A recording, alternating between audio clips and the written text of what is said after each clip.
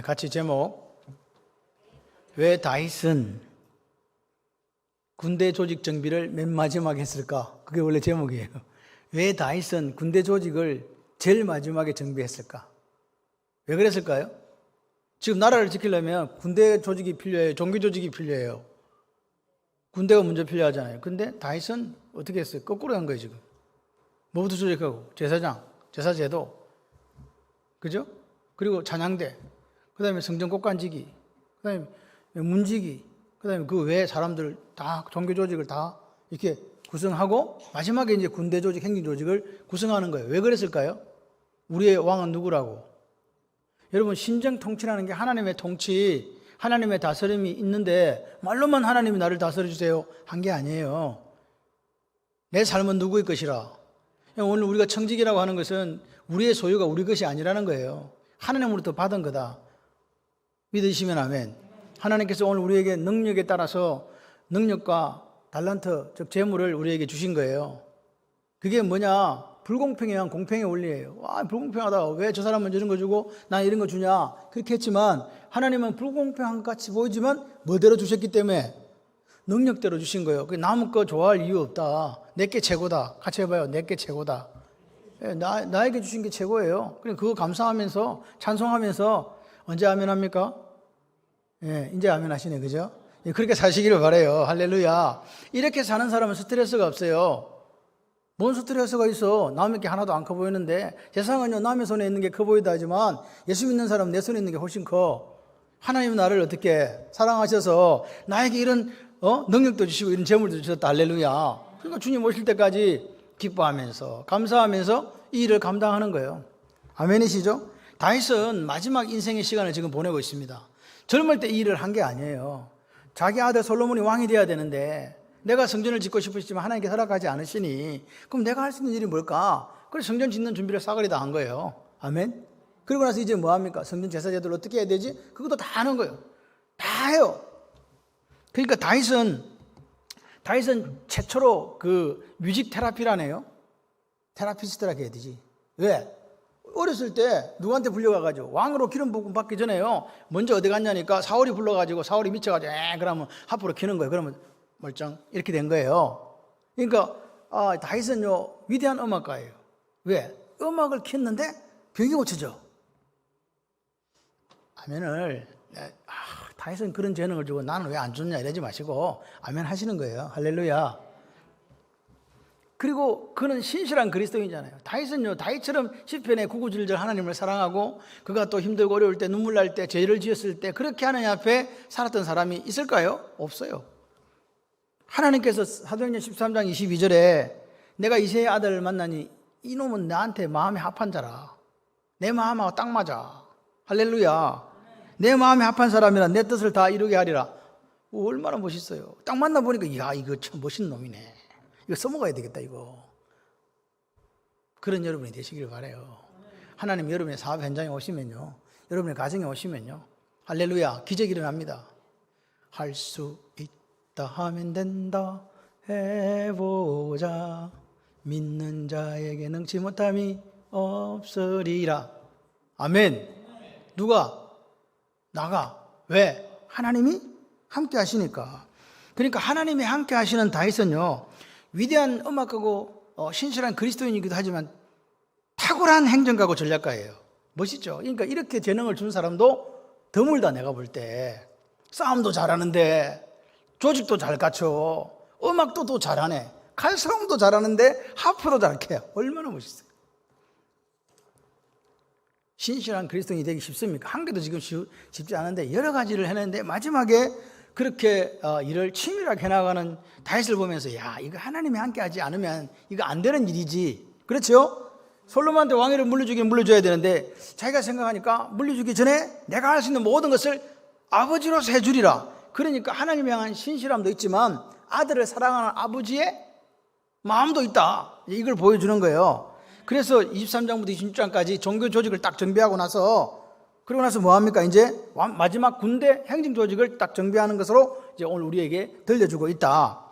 그러니까 이 다윗이라는 이 한 인생의 그 정치적인 치적은요, 그 말년의 종교적인 조직, 그리고 행정 조직, 군대 조직 이걸 딱 만들어 가지고 갖춰 놓음으로써 시스템을 만들어 놨어요. 그리고 나서 솔로몬에게 딱 물려주는 거죠. 그러니까 솔로몬에게 뭐 지금 이야기하고 싶어? 아들아, 일빠따는 하나님이다. 일빠따가 뭔지 아시죠? 아들이 이야기하잖아요. 나 일빠따, 너 이빠따. 그런 거 안 해봤어요? 애들이 그러잖아. 나 일빠따, 너 이빠따. 좀 노세요. 노는 것도 못해. 원래 보면 노는 걸 못하는 사람이 공부도 못해. 잘 놀아야 돼. 그러니까 애들은 잘 놀아야 안 아파요. 잘 놀고 잘 공부하고 좀 그랬으면 좋겠어요. 왜 이렇게 종교 조직을 먼저 하고 군대 행조를 뒤에 했냐? 아들한테 보여주는 거예요. 아들아, 내가 이 지금 정복한 땅이 이때까지 제일 큰 땅인 거 알지? 네. 그러니까 내가 군대부터 조직했냐? 하나님을 향한 제사제도부터 조직했냐? 제사제도요. 그게 1번이다. 그게 1번이다. 하나님의 우선순위, 하나님을 제1번으로 두라. 그거 아닙니까? 그리고 그 하나님의 함께 하심 속에서 이스라엘을 통치해 나가야 된다. 그거를 솔로몬에게 보여주는 거죠. 그러니까 다윗은요, 사나 죽으나 자나깨나 안전하서나 당신 생각. 누구? 하나님이 1번. 하나님이 2번 되면 문제가 생겨요. 항상 문제가 생겨요. 근데 하나님이 1번 되는 사람이 이 사람이에요. 그러니까 다윗이, 요 뒤에 보면 다윗의 재산이 나옵니다. 다윗은 이세의 몇 번째 아들? 몇 번째 아들인 거는 기억도 안 나지만 하여튼 말째예요. 8번째거든요. 옛날에 집안에 막 많은 재산이 있으면 8번째까지 갈 몫이 있어. 근데 이세가 뭐 그렇게 잘 살아난 거 아니잖아요. 그죠? 그러면 8번째까지 재산이 얼마나 가겠어요? 막내야, 이게 네 몫이다. 그게 컸겠습니까? 작았겠습니까? 아니, 상식적으로 생각해봐요. 그냥 엘리압이 다 먹고 뭐 나머지는 뭐 별로 없어. 그런데 나중에 오늘 보면요, 25절부터 31절 보면 다윗의 재산이 얼마나 많은지요. 다윗의 성경에 어디 재산 먹으러 다닌 적이 없어요. 그런데도 그 다윗의 재산을 관리하는 사람들이 엄청나게 많아요. 왜 그럴까요? 누가 그랬을까? 이거 누가 이렇게 했지? 다윗이 만들었나? 아니요. 같이 해봐요. 하나님께서 주셨습니다. 할렐루야. 왜? 하나님을 최우선으로 생각하고 살았으니까. 그렇게 사는 사람인데 하나님께서 야, 나를 네가 이만큼 사랑하고 내 마음에 합했으니 내가 너에게도 이런 복을 준다. 네, 감사해요. 아멘 해주셔서. 그리고 이제 그런 다윗에게 오늘 다윗이 지금 마지막으로 뭐 하냐? 우리가 11장에 보게 되면 정규군이 나와 있긴 있어요. 30인 요압의 그 다윗의 30인 용사들이 쭉 나오고 뭐 3인 나오고 쭉쭉 나옵니다. 그 상비군 말고 오늘은 이제 그 외에 다른 이제 군대 조직을 이제 하는데 12반으로 나눴어요. 몇 반? 12반으로 나눴다고요. 12반 나누면 1년은 몇 개월? 죄송해요. 365일 하면 안 되는데 1년은 몇 개월? 12개월. 그러니까 한 달에 한 번씩 와서 군복무 하면 돼요. 멋있죠? 이거 우리나라도 이랬으면 좋겠어. 군대가 딱 있는데 24,000명씩 한 달에 한 번씩 와서 군복무하고 집에 가는 거야. 군인은 군인 맞아. 그럼 나머지 11개월은 뭐예요? 밭에 가서 밭 가는 거지. 생업에 종사하고 가족과 떨어져 있는 게 아니에요. 가족과 떨어져 있는 시간은 딱 한 달 12반으로 나눴다니까요. 그러니까 이게 다윗에 있어서는요, 생업도 잘 해가지고 아버지가 있으니까 이게 20세 이상이거든요. 그러니까 생업도 잘 유지하고 집에 노동력을 활용할 수 있는 게 다 집에 와서 일하고 있잖아요. 그리고 한 달은 가. 그래서 이런 모습을 보면 여러분 생각을 해봐요. 이스라엘 중에 가장 큰 땅덩어리를 가졌는데 지키는 군대가 몇 명? 아니, 방금 이야기했잖아요. 한 반에 몇 명이라고. 24,000명. 생각을 해봐요. 24,000명이라니까. 24,000명 이스라엘 전체를 지켜. 가능해요? 불가능해요? 지금 이스라엘 지도보다 훨씬 커요. 위에 있는 다메섹 전부 다 자기 거요. 아래로 위로 할 것 없이 싸그리다. 그 큰 땅덩어리에 몇 명? 24,000명. 어떻게 가능합니까? 다윗은 아는 거예요. 이스라엘을 지키시는 분이 누구라고? 하나님. 이럴 때는 아멘을 크게 하셔야 돼요. 나와 내 가정을 지키시는 분이 누구라고요? 하나님. 할렐루야. 그러니까 여기 보시면 이 지금 12반의 반장들은요, 다 그 다윗의 30명 용사 안에 들어있는 사람들이에요. 그러니까 이 사람들은 어떤 사람이냐? 다윗이 아둘람 굴에서부터 같이 따라다니면서 생사고락을 같이 한 사람이다. 그 사람들에게 그 공로와 능력을 인정해서 공평하게 인재들을 등용한 거예요. 그게 다윗의 모습이에요. 그런데 이 12명의 반장 중에서 유다 출신 반장이 반장이라니까 좀 그렇네. 우리 1학년 3반 반장 아닙니다. 예, 반장에 7명, 12명, 7명. 작아요, 많아요? 유다 지파가 12명 중 7명을 차지했다니까요. 나머지 5명은 타지파고. 그러니까 이스라엘은 유다 지파를 중심으로 이루어지고 있다는 사실을 상징적으로 보여주는 거예요. 뽑긴 뽑았는데 유다 지파가 7명이 되는 거죠. 그러니까 요거는 어디서부터 이게 내려오느냐? 역대 기자가 왜 이런 걸 적어줬냐? 창세기 49장 10절에 보게 되면 49장은 야곱의 유언장입니다. 그 중에서 유다에 대해서 유언을 해요. 규가 유다를 떠나지 아니하며 통치자의 지팡이가 그 발사에서 떠나지 아니하기를 실로가 오시기까지 이르리라. 할렐루야. 그러니까 오늘 유다 지파가 어떤 역할을 하는가를 그 몇 년 전에 지금 엄청나게 오랜 지금 이거는 BC 천년경의 이야기거든요. 그런데 지금 아브라함 시대는요 언제냐? 지금으로부터 한 4,000년 전의 이야기란 말이에요. 그래요. 그러니까 지금 보세요. 3,000년 전에 3,000년 이상 된 그 할아버지의 유언이 지금 이루어지고 있다. 유다 지파에서 왕이 오고 할렐루야 이루어지고 있는 거예요. 그렇게 지금 바벨론에 지금 포로 돌아와가지고 먹고 살기도 급해 죽겠는데 역대 기자가 이걸 적으면 유다 지파에게 뭐라니까? 너희들이 그런 지파야. 너희들이 그런 지파라고. 그러니까 그런 좀 자부심을 갖고 이스라엘을 이제 재건해야 되니까 힘내라 이 사람들아. 힘내라 힘. 그래서 이런 것들을 지금 기록하면서 보여주고 역대기 상하가 그런 거예요. 사실은 제사제도의 정비를 통해서 우리가 하나님과 예배를 통해서 다시 재건해야 된다 나라를. 그 이야기거든요. 자, 그런데 참 이게 재밌는 이야기가 하나 있어요. 5절 6절에 보게 되면 5절 6절에 보게 되면 셋째 달 군대 셋째 지휘관은 대제사장의 여호야다의 아들 브나야요. 그죠? 그의 반에 24,000명이라. 이 브나야는 30명 중에 용사요 30명 위에 있으며 그의 반 중에 그의 아들 암미사밧이 있었다. 뭐 이렇게 나옵니다. 근데 이 지금 브나야가 지금 누구냐는 거죠. 브나야가 30명이나 들었는데 위에 30명 중에 3인의 용사가 있어요. 제일 싸움 잘하는 1빠따 2빠따 3빠따가 있었다고 이스라엘 중에서. 근데 그게 이 브나야가 들었을까요? 못 들었을까요? 30명이나 들었는데 이 브나야가 거기는 못 들었어요. 그래서 브나야 우리가 보면 브나야가 어떤 사람인가 잘 보세요. 첫 출발을 보게 되면 사무엘하 8장에 나오는데 그리고 23장에 나오는데 다윗이 다스릴 때에 출발은 뭐냐? 그렛 사람 블렛 사람으로 구성된 시대 대장이었어요. 그러니까 왕을 시위하는 시대 대장 밑에 제일 30명이 들긴 들지만 별로 이렇게 이름도 없는 그런 사람이 브나야였거든요. 그런데 브나야의 이름이 뜻이면 야훼라는 거 아시죠? 브나야는 하나님이 세우셨다 그 말이에요. 저를 좀 봐요. 누가 세웠다? 창을 발린 게 누가 세운다? 우리 가정 누가 세운다? 내 인생 누가 세운다? 할렐루야. 내 자녀들 누가 세워요? 하나님이 세우시지. 브나야. 그런데 이 사람이 처음 출발한 시위대장이었어요. 다른 사람들이 까마득히 위에 있는 거야.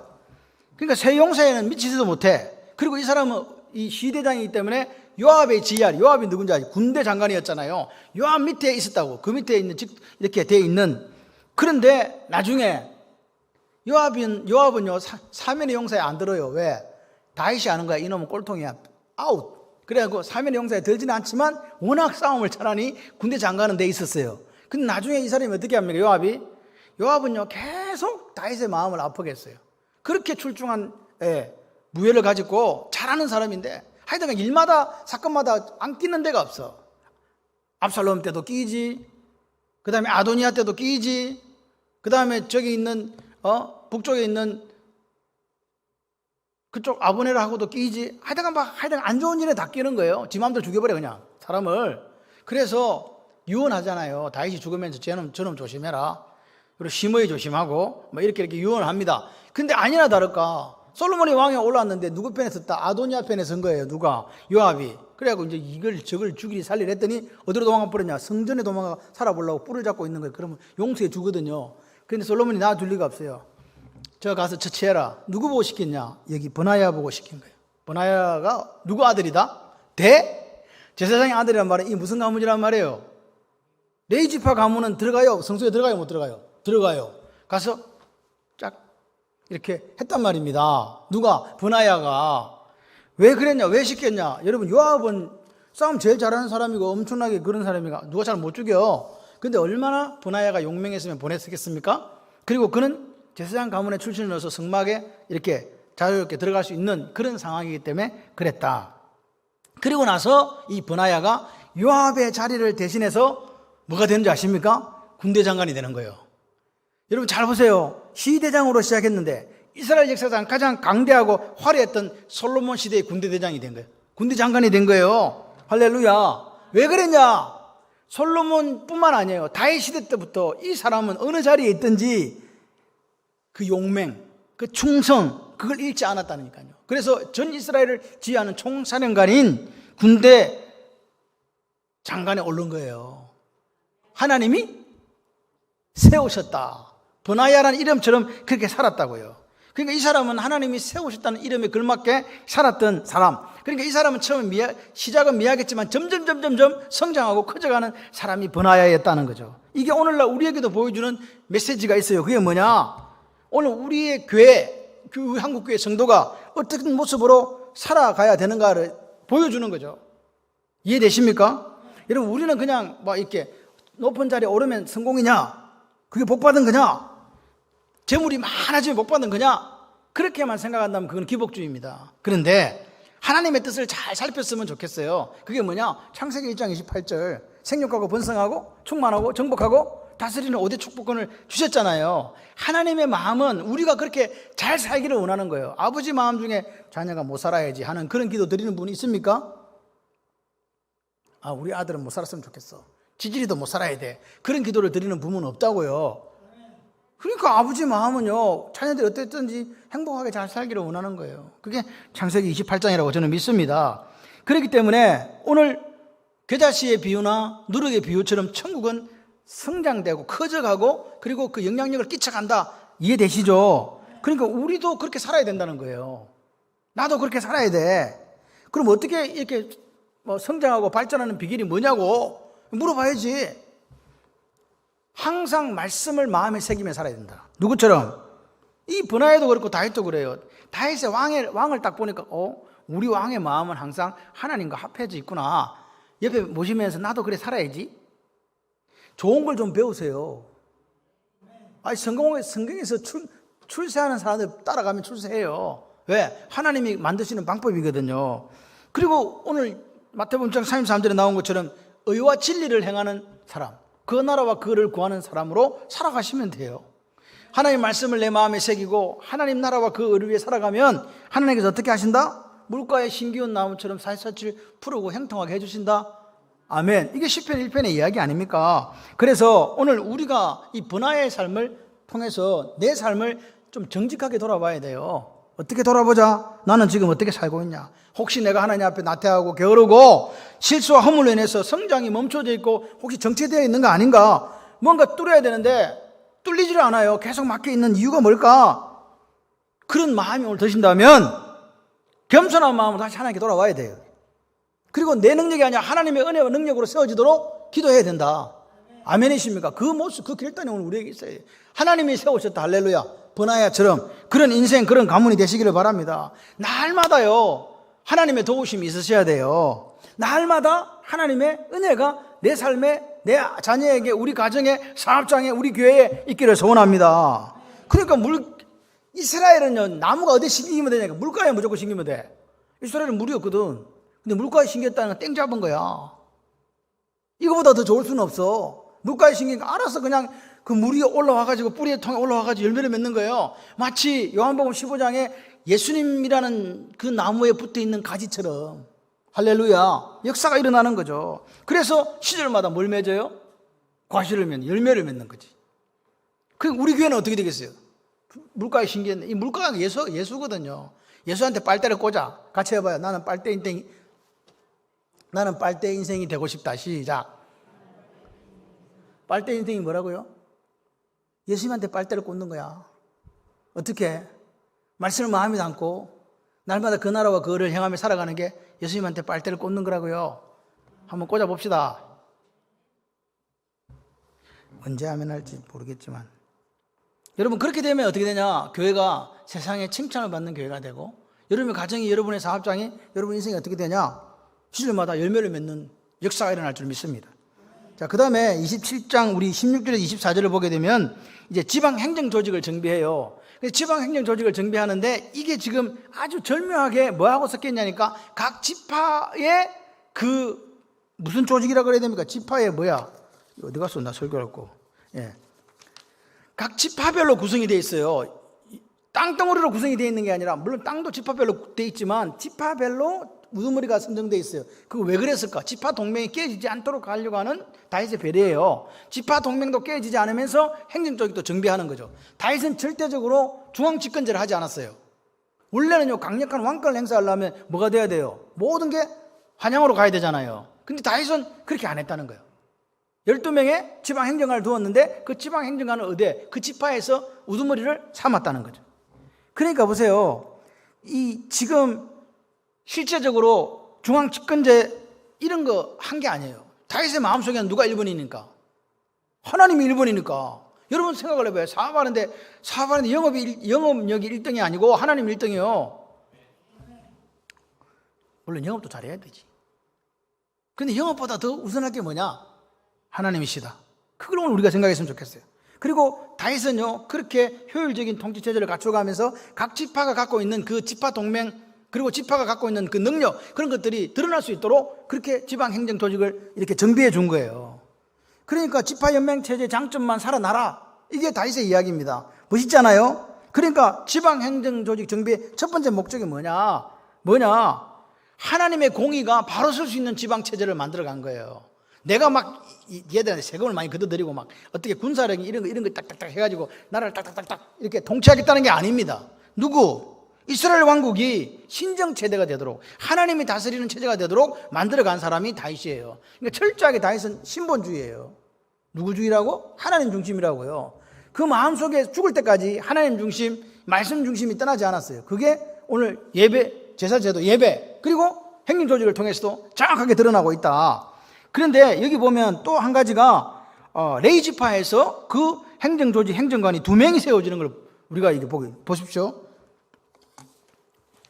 여기 보시면 17절에 보면 레위 사람의 지도자는 그무의 아들 하사바요, 아론 자손의 지도자는 사독이라. 아론 자손도 레위 지파거든요. 맞습니까? 아닙니까? 아론 자손도 분명히 레위 지파인데, 레위 지파고 그 다음에 레위 사람 지도자 그무의 아들 하사바인데 왜 이렇게 따로 뗐냐? 이게 바로 오늘 다윗이 바라보는 나라의 모습이에요. 레위 지파는 크게 어떤 그룹으로 나뉩니까? 제사장 그룹이 나뉘고 하나는 뭐예요? 제사장 외에 보조자의 그룹이 나뉘잖아요. 처음 듣는 이야기. 그러니까 이들의 그 직무를 효율적으로 감당하기 위해서 2개를 뗀 거예요. 다시 말해서 다윗은요, 어느 걸 중요하게 생각했다? 성전 제사가 얼마나 중요한 걸 생각했다고요. 그러니까 그 중요한 자리에 2사람을 갖다 넣어놓은 거예요. 아론 계열도 하나 넣고 그 다음에 레위 지파에 나오는 사람 넣고. 그러니까 다윗은 죽을 때까지 자기가 이 다윗을 보세요. 모든 일에 있어서 하나님 중심, 성전 중심이에요. 이렇게 살아난 다윗에게 하나님께서 복을 주시는 게 어디에 있냐? 그 뒤에 보면 25절부터 30절까지 다윗의 재산에 관한 이야기란 말입니다. 이런 다윗에게 하나님께서 무슨 복 주냐? 같이 해봐요. 넘치는 복을 주시더라. 생각해봐. 하나님 중에 성전주 살았더니 다윗이 뭐가 그렇게 탁월했겠냐고요. 근데 하나님께서 다윗을 그렇게 사용하셨어요. 내 뜻을 이루리라. 다 이룬다. 내 마음에 합했다. 니하고 내하고 코드가 맞다는 거예요. 하나님과 코드가 맞는 여러분 되시기를 바랍니다. 그러면 하나님께서 당신의 뜻을 나를 통해서 이루어 가시는 거죠. 우리 교회가 하나님과 코드가 맞으면 하나님은 우리 교회를 통해서 당신의 뜻을 이루어 가시는 거예요. 보십시오. 다윗은 이스라엘 이 나라를 역사상 최고의 강대국으로 만들었습니다. 그게 사무엘하 8장과 10장에 주는 이야기예요. 그러니까 오늘 보십시오. 이 사실은 오늘 우리에게 어떤 하나님의 말씀을 주십니까? 개인이든 국가든 상관없다는 이야기입니다. 언제나 누구를 가장 첫 번으로 내세우라? 하나님. 아멘이십니까? 그리고 하나님 중심으로 움직이라. 그럴 때 정말로 우리가 원하고 소원하는 행복, 번영, 승리, 복이 있다. 믿으시면 아멘. 같이 한번 해봐요. 내 삶이 진정한 행복과 성공이 깃든 삶이 되기 위해서는 너무 길죠? 내 이럴 줄 알았어. 다시 꺼내야지.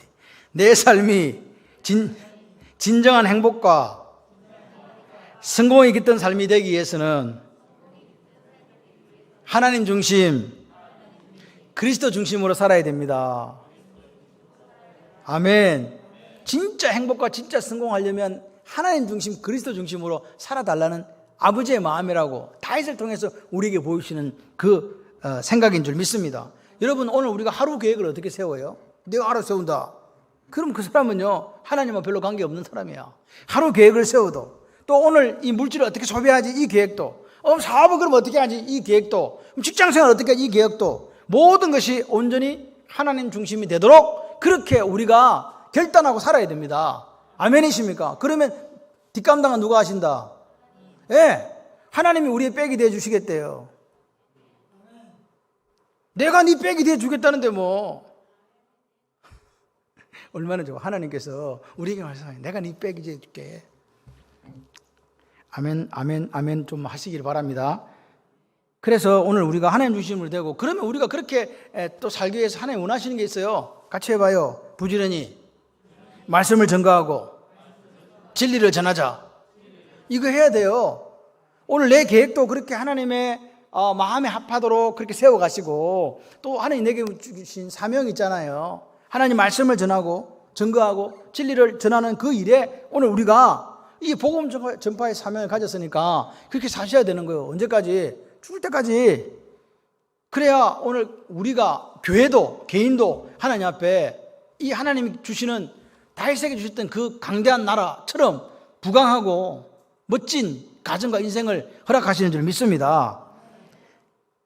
그리고 여기서 레위지파가 실제적으로 두 사람이 임명된 것은 또 이런 것도 있어요. 그 정치, 종교, 그리고 그 국가의 모든 조직에 레위지파가 엄청나게 중요한 일들을 관여했다는 것으로도 보여집니다. 그러니까 다윗이 얼마나 이 신앙에 대해서 중점을 두었는가를, 다윗의 통치 이념은 딴 게 아니었어요. 내가 잘 다스린다 이런 거는 하나도 없어. 그냥 다윗의 통치 이념은 그 나라와 그 의를 구하는 거였어요. 이게 다윗의 통치 이념. 그냥 하나님 좋아. 그냥 하나님만 있으면 돼. 이런 생각을 갖고 사는 거예요. 그런즉 너희는 먼저 그 나라와 그 의를 구하라. 그냥 이 모든 걸 너에게 더하시리라. 신약에 나오는 그 말씀이 다윗의 마음속에 있었다니까요. 하나님 나라와 하나님 의를 구한다. 난 하나님 영광을 위해 산다. 그거 하나 갖고 그냥 살았다니까요. 그래서 살았을 때 하나님께서 주시는 거예요. 지금 23절, 24절에 보면 인구조사에 대한 이야기들이 나옵니다. 그것은 앞에 이미 나왔습니다. 20세 이하는 조사하지 않았고, 그리고 조사하다가 어떻게 됐습니까? 뭐 하는 짓이냐고. 그래가지고 3개 중에 한 개 택해라. 3년 석 달 3일. 제일 짧은 거, 전염병. 몇 명 죽었어요? 뭘 3,000명이요? 7만이 죽었어. 7만 명이 죽었다니까요. 다윗이 너무너무 놀란 거예요. 사흘 쳐야 되는데 하루 만에 7만 명이 죽어버린 거야. 그러니까 사흘 됐으면 어떻게 되겠어요? 여러분, 사흘 됐으면 얼마가 죽었는지 몰라요. 하나님 앞에 눈물로 통곡하며 회개한 다윗을 바라보시면서 하나님께서 하루 만에 그친 거예요. 하루 만에 그쳤으니까 7만이지, 안 그쳤으면 100만이 죽었을 수도 있어요. 그 정도로 하나님께서 진노하셨다는 거예요. 다윗의 마음속에 그렇게 하나님 중심, 하나님 생각, 성전 생각밖에 없는 사람도 오늘 우리 속에 성령 충만한 역사가 없으면 하루아침에 헷가닥해가 넘어진다 그 말입니다. 여러분, 이거요, 목사도 뵐 수 없고 장로님도 뵐 수 없고 권사님도 뵐 수 없고 주사님도 뵐 수 없어. 다윗도 넘어지는데 팍팍 넘어지는데 살인까지 하잖아요. 아닙니까? 간음에 부족해서 살인까지 하잖아요. 근데 가장 충성스러운 부하를 죽이잖아요. 그러니까 다윗은요, 항상 제가 이래 보면 요압한테 약점이 잡혀 있어. 요압한테 편지 쓰거든. 야, 제일 앞으로 보내가 너희들 뒤로 살 빠지고 죽게 해라. 그게 뭔 말입니까 도대체? 그 요압이 그걸 딱 보고 아이고 사고 쳤구만. 그래 된 거 아닙니까? 그러니까 요압 앞에 다윗은요, 자꾸만 하나씩 작아지는 거예요. 저놈은 내 비밀을 다 알고 있어. 그런데 만천하에 드러내놓고 다윗이 회개하는 거예요. 하나님 잘못했습니다. 잘못했습니다. 그런 다윗이었기 때문에 하나님께서 우리의 불완전함을 아세요. 우리의 부족함을 아신다고요. 그런데도 다윗은요, 그렇게 죄짓고 쓰러지고 넘어지고 우리 같은 모습 보여도 뭘 했냐? 돌이키는 걸 했다니까요. 돌아왔다. 근데 그냥 돌아온 게 아닙니다. 입으로만 립싱크한 거 아닙니다. 내 마음을 다하고 뜻을 다하고 힘을 다해 하나님 앞에 회개한 거예요. 충성한 게 아니라 회개했다니까요. 하나님께 들어주셨어요. 그리고 보십시오. 25절부터 31절까지는 이제 성전 봉사하면서 성전 곳간지기도 있었잖아요. 근데 여기는 뭐냐? 왕실의 각종 재산을 관리할 사람들을 이제 임명하고 있는 거죠. 자, 보십시오. 1절에서 24절까지는 군 행정상 성 바깥에서 봉사하는 사람들, 나라를 지키는 사람들이에요. 근데 오늘 25절과 31절, 그리고 30, 34절은 성 안에서 봉사하는 사람들이다. 그죠? 그래서 보십시오. 그 당시에 여러분 잘 보세요. 들어봐 주십시오. 그 당시에 보통 군주국가에 있어서는 세금을 누가 내요? 그 당시 전제국가 왕이 다스리는 나라에 세금 누가 내냐고. 어려운 질문입니까? 백성이 냈잖아요. 그래서 그 세금이 너무 내가 지기 힘들면 도망가 버리잖아. 사람들이 다 떠나가고 도저히 해봤자 1년 동안 농사 지어봤자 세금 낼 돈이 안 되니까 그래갖고 막 산적되고 막 도둑대가 되고 막 이렇게 하잖아요. 그러니까 이 세금은 과하면 백성들이요 왕을 원망하게 되고 그렇게 된단 말입니다. 그런데 다윗은 세금을 징수하지 않았어요. 다윗이 세금 징수했단 말이 성경에 없다니까요. 왕실의 재정을 세금으로 받아가지고 충당한 게 아니고 자기 소유지와 재산을 효율적으로 관리해서 그 소득에 의지하며 살았다니까요. 그래도 풍족하게 살았어요. 다윗을 한번 보세요. 다윗은요 하나님을 향한 신앙, 내가 하나님 사랑해요, 내 마음을 다하고 뜻을 다하고 온전히 하나님 사랑해요, 이렇게 한 사람이고, 한쪽으로는요 둘째는 그와 같으니 내 이웃을 내 몸같이 사랑하는 사람이에요. 백성을 아끼니까 세금 안 받은 거라니까요. 그래도 먹고 사는데 지장이 있다 없다? 없어요. 여러분 하나님의 사랑을 실제적으로 실천한 사람이 누구라고요? 다윗요. 그죠? 다윗이 백성들이 보는 거예요. 뭐 신정 정치한다고? 그런데 맨날 세금 뜯어가. 그럼 백성들이 뭐라 그러겠어요? 그냥 어디서 거짓말을 우리 앞에서는 막 하나님 잘 믿는 것처럼 했더니 돌아서 가서는 저쪽에 나라 왕하고 똑같구만, 다른 게 뭐가 있어, 이렇게 할 거란 말입니다. 근데 다윗은 그렇게 하지 않았습니다. 백성들이 하나님 앞에 11조를 드리고 성전세를 내고 이런 것들을 의무적으로 납부해야 됐거든요. 그것도 사실 무겁다고 생각한 거예요. 그래서 더 이상 세금 차기를 위해서 걷지 않았습니다. 자기 기업에서 충당함으로 백성의 세금의 부담을 들어준 사람이 다윗입니다. 그런데 여기서 보세요.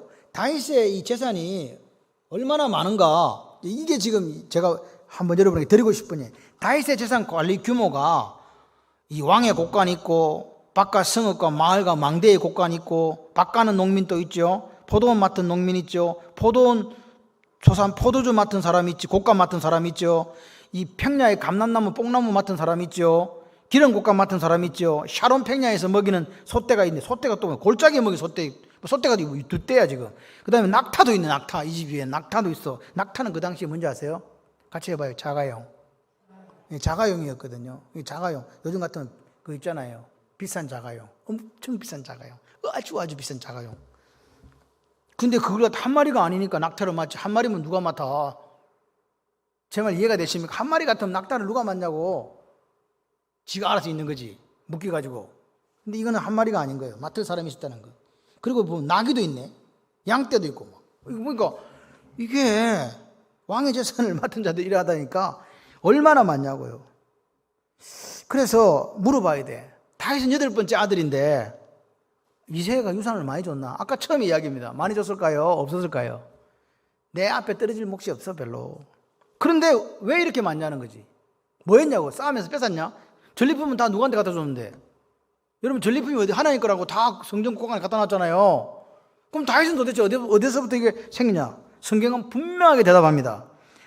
양을 치던 목동 시절부터 사울의 핏발을 거쳐 왕이 될 때까지, 아니 왕이 된 이후 죽을 때까지 정말 진심으로 하나님을 잘 섬긴 것밖에 없어요. 하나님을 경외하고 믿음을 지키고 그렇게 하나님 앞에 어렵게 살려고 몸부림친 것밖에 없어. 여러분 성경의 기록을 보세요. 그리고 그가 시편에 기록한 것을 보십시오. 고백, 단식, 찬양들을 통해서 분명히 나타나잖아요. 그러니까 다윗의 삶은요, 하나님을 전심으로 진짜 마음을 다해서, 뜻을 다해서, 온 힘을 다해서 사랑하고 섬기는 자에게 반드시 놀라운 축복이 있다는 예표예요. 샘플이에요. 아멘이십니까? 다윗이 뭘 안 했다니까요. 그런데 이만큼 있잖아 지금. 완전하게 신명기 28장 축복장에서 나오는 것처럼 오늘 완전하게 성취되는 것을 누구를 통해 보여주고 있다? 다윗을 통해서 보여주시는 거예요. 할렐루야. 그러니까 이 약속은요, 신약 시대의 성도들에게 동일하게 주어진다. 우리에게. 그래서 오늘 우리가 전심을 다해서 하나님을 믿고 하나님 말씀에 대한 순종이 있어야 돼요. 같이 해봐요. 잘 살아보세요. 잘 살아보려면 어떻게 해야 된다? 하나님을 향한 전심이 있어야 돼요. 믿음, 순종, 충성, 내게 주신 달란트를, 내게 능력 따라 주신 이 재물을 어떻게 하나님의 영광에 사용할 것인가에 대한 분명한 결단이 있어야 되고 삶이 있어야 돼요. 그럴 때 역사가 일어난다. 그래서 보십시오. 성경에는 이렇게 얘기합니다. 마가복음 10장 29절 3절에 보니까 그리스도와 복음을 위해서 집과 부모와 형제까지 버린 자에게는 금세의 그 모든 것에 100배를 받고, 몇 배? 100배. 내세에서도 영생을 축복으로 받으리라. 내생에서는 여기서는 100배로 받고 영원한 하늘나라가 우리 거다. 아멘이십니까? 분명히 약속하잖아요. 그래서 성경에는 부자가 나쁘다고 이야기한 게 없어요. 부자가 나쁜 게 아니에요. 뭐가 나쁜 거예요? 그 부를 하나님의 마음을 모르고 자기를 위해 쓸 때 나쁘다고 하는 거지. 부자 되시기를 주님의 이름으로 축원합니다. 누구 안에서? 하나님 안에서. 할렐루야. 그렇습니다. 그래서 오늘 성경 말씀을 우리가 볼 때 하나님을 전심으로 찾고 구하고 따르고 섬기는 자에게 반드시 하나님께서 이 다윗에게 주셨던 이와 같은 복을 주신다는 걸 우리가 성경을 통해서 알 수 있는 거 아니겠습니까? 그러니까 지금 내 현실이 너무 지금 서글프다. 상황이 너무 지금 파도가 너무 높다. 바람이 너무 세게 분다. 상관있다 없다. 바라봄의 법칙을 아십니까? 우리는 누구를 봅니까? 무리를 걸어오신 예수를 보는 거예요. 아멘. 그 예수를 보면요, 그 상황, 파도와 바람이 어떻든 아무 상관없어. 그냥 무리를 걸어가는 거예요. 할렐루야. 남들이 겪어보지 못한 그 복을 받는 거예요. 남들이 한 번도 경험하지 못한 기적을 체험할 줄 믿습니다. 근데 어디를 쳐다보니까 예수 안 보다 깜빡이야. 내가 왜 이러는 거야? 빠지는 거야, 그냥. 어디를 쳐다보냐고요, 지금. 예수를 믿으면서. 시간 때우러 교회 오십니까? 아니잖아요. 오늘 우리가 이 자리에 와서 온 거는요, 나도 이 한평생, 유한한 이 한평생 탁월한 복을 한번 받아보자. 물질의 축복도 받으시고 영적인 축복도 받으시고 기타 등등 오만 거 다 받으시기를 주님의 이름으로 축원합니다. 그러면 어떤 사람이 되면 되냐? 다윗과 같은 사람이 되시면 돼요. 할렐루야. 그리고 보십시오. 여기 보시면 이제 27장 32절 34절은요 왕의 모사들이 나옵니다. 모사들 보세요. 예, 앞에 이제 뭐 행정 조직 쭉 하고 그다음에 재정 관리, 왕실 재정 어떻게 관리하나 보여주고 나서 그다음에 모사는 뭐예요? 모사는 지금 책사, 그러니까 아시죠? 군사 뭐 이런 거 있잖아요. 왜 군사 어떻게 생각해? 전하 이거 이렇게 가셔야 됩니다. 그건 모사 있잖아요. 모사. 근데 이게 보니까 모사가 두 명이요.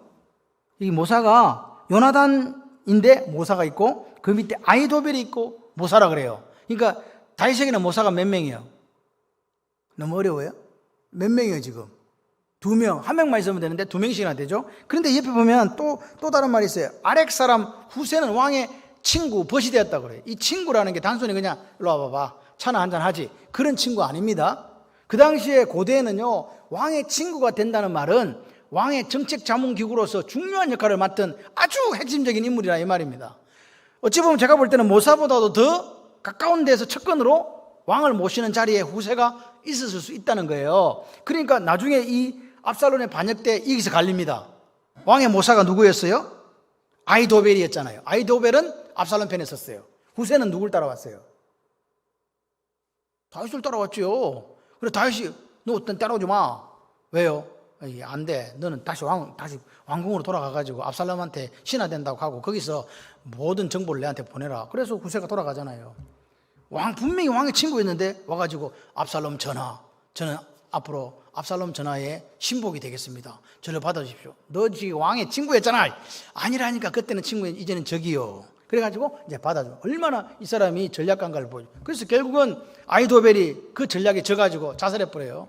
나머지 후세가 성공해서 다윗이 전열을 정비할 수 있는 시간이 되고 마지막 압살롬과 한판 붙지 않습니까? 그래서 그때 성기를 잡아서 그때 압살롬 죽이지 마라 그랬는데 요압이 가다가 폭 또 창으로 찔러가 죽여가지고. 그러니까 뭐 이게 지금 요압은요 너무너무 필요한 사람인데 너무너무 왕을 아프게 하는 사람이에요. 그래서 결국은 정리. 그래 되지 마세요. 마음을 헤아리는데 지 욕심이 자꾸 개입돼가지고 자꾸 딴짓을 하는 사람이 요압이었다니까요. 그러니까 여기 다윗은 자기가 똑똑해요. 사실요. 다윗보다 똑똑한 치밀한 행정가가 전략가가 없어요. 그런데 자기 옆에는 누가 있었다고요? 이런 사람들이 있었다니까요. 이런 사람들이 있었다. 아멘이십니까? 자기를 도와주는 정치, 군사, 학문, 종교 각 분야의 조언을 들을 수 있는 사람들이 옆에 딱 포진해 있은 거예요. 내가 똑똑하고 잘하지만 합력해서 선을 이루시는 하나님의 역사가 다윗의 인생에 있더라. 할렐루야. 여러분 보세요. 여기 보시면 버나의 아들 여호야다와 아비아달은 아히도벨의 뒤를 이었단 말은 순서가 뒤라는 게 아닙니다. 아히도벨이 거기서 탈락했을 때 그 다음 자리를 이 여호야다 아비아달이 이었다는 그 이야기입니다. 뒤를 이었다는 말은 후순위가 아니고 나중에 이렇게 돼갖고 일이 정리됐을 때 이제 그렇게 됐다는 것입니다. 그러니까 이게 보면 실제적으로 다윗은 아둘람 굴에 400명이 없습니다. 600명은 되지만 그 사람들이 없었으면 자기는 왕이 됐다 못됐다? 못된 거잖아요. 그리고 통일왕국이 됐어도 자기 혼자 통치 못해요. 무슨 수로 다 통치를 하냐고요. 예? 안 돼요. 그래서 그 사람들 옆에서 이렇게 도와줬다. 그래서 다윗을 보면서 야, 다윗은 멋있는 사람이다. 자기 혼자 다 할 수 있는데도 불구하고 합력해서 선을 이루는 그 모습을 우리에게 보여주는 거예요. 교회도 마찬가지예요. 저 목사 혼자 안 됩니다. 이번에 11월 7일 날 우리가 초전잔치 하는데 제가 이렇게 받아보니까 23명밖에 안 적어줬어. 우리 교인이 23명이요? 3분의 1도 안 적어준 거예요. 관심이 없는 거지. 니나 알아서 해라. 나는 굿이나 보고 떡이나 먹는다. 이렇다면 우리는 지금 뭔가 문제가 있는 거예요. 좋은 말 할 때 적어내시기를 바랍니다. 구역장들 할 일이 뭐냐? 안 적은 구역장들 연락해서 다 이렇게 적어주셔야 돼요. 그거라도 해주세요. 그래 적어놔야 데리고 오는 거 안 되는 내가 확인할 거 아니요. 안 적어주는데 어떻게 그러고 아이고 목사님 안 적어줘도 제가 때가 되면 데려옵니다. 거짓말하지 마세요. 여러분 목표가 타겟이 없는데 절대로 그거 될 리가 없어요. 10명을 찍어놔야 한 명 데려올까 말까 해. 제일 많이 적은 사람이 누구냐? 김미경 집사인데 몇 명 데려올까 기대가 되는 거야. 울지 마세요. 괜찮아요. 한 명도 못 데려와도 돼요. 우리가 적어놓고 최선을 다해 뛰는 거예요. 결과는 누구한테 맡겨드리고. 예. 그렇다고 하나님께 맡겨드리고 나는 잔다 이런 건 없어요. 일단 하나님께 맡겨는 드렸는데 결과는 하나님께 맡겨드리는데 나머지는 내가 다 띄워야지.